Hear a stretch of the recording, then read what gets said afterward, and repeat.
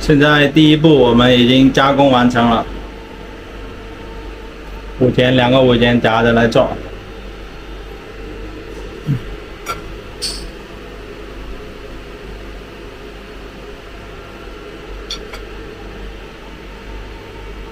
第二步的话就反过来做一个工装，然后再五间夹着来做。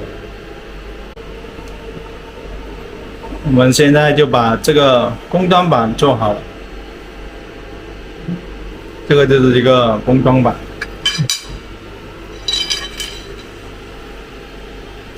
就是像这样定位。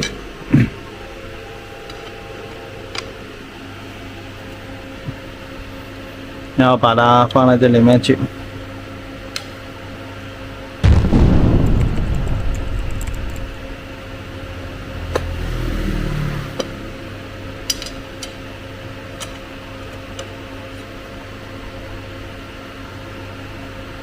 这样放进去，然后在这个位置，在这里我们再上螺丝，让螺丝锁住这个板，然后再进行一个加工。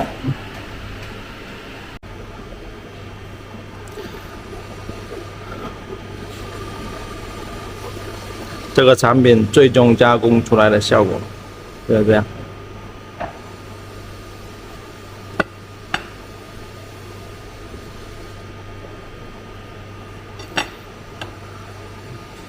就是虎钳夹着加工完这个面，然后反过来，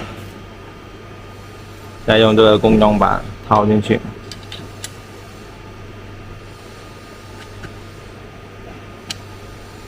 然后再加工这个面，这样就搞定了。